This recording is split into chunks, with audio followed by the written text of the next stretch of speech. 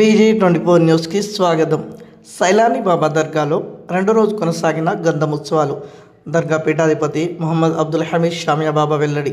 హన్మకొండ జిల్లా దామెర మండలం ఒగ్లాపూర్ గ్రామ శివార్లోని సైలాని బాబా దర్గాలో గంధం ఉత్సవాలు రెండో రోజు సోమవారం కవ్వాలితో నిర్వహించినట్లు సైలాని బాబా దర్గా పీఠాధిపతి మొహమ్మద్ అబ్దుల్ హమీద్ షామియా బాబా మీడియాకు సోమవారం తెలిపారు.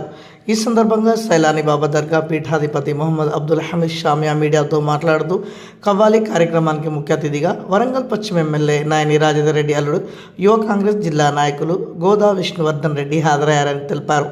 అనంతరం సైలాని బాబా దర్గాలో దర్గా పీఠాధిపతి మొహమ్మద్ అబ్దుల్ హమీద్ షామియా విష్ణువర్ధన్ రెడ్డికి ప్రత్యేక పూజలు చేసి పూలమాలలు వేసి షాల్వాతో ఘనంగా సన్మానించారు.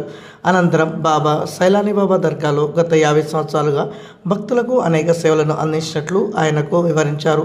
సైలాని బాబా గంధం ఉత్సవాలను విజయవంతం చేసిన పలు ప్రభుత్వ డిపార్ట్మెంట్ అధికారులకు, సిబ్బందికి ప్రతి ఒక్కరికి కృతజ్ఞతలు తెలిపారు. ఈ కార్యక్రమంలో దర్గా పీఠాధిపతి మొహమ్మద్ అబ్దుల్ హమీద్ షామియా, మోయిన్, మసూద్, దర్గా శ్రీనివాస్, అమీర్, సాంబరాజు గౌడ్, కమిటీ సభ్యులు తదితరులు పాల్గొన్నారు. ప్రతి సంవత్సరం వల్లే ఈ సంవత్సరం కూడా ఉర్సు ఉత్సవాలు చాలా బ్రహ్మాండంగా అయినాయి. జనం మాత్రం హ్యాపీగా ఉంది. అందరికీ ఏమీ బాధ కలగకుండా అన్నం తినం ప్రకారం కూడా నిద్రపోయడానికి కూడా అది అన్ని సౌలతులు చేయించి అక్కడ ప్రతి సంవత్సరం వల్లే చేసి సక్సెస్ పోయింది. పోలీస్ డిపార్ట్మెంట్ కానీ, మన ఎలక్ట్రిక్ డిపార్ట్మెంట్ కానీ, మన హెల్త్ డిపార్ట్మెంట్ కానీ, వాళ్ళందరూ వాటర్ సప్లై రెవెన్యూ వాళ్ళు కానీ చాలా సహకరించి బస్సులు కూడా టైంకి పంపించి మా ఆర్టీసీ యొక్క బస్సులు కూడా రాత్రిపూట ఉదయం 4 గంటల నుంచి ప్రజలకు పంపించడానికి అన్ని సౌకర్యాలు చేసింది. కాబట్టి వాళ్ళ యొక్క కృతజ్ఞతలు చెప్తున్నాను.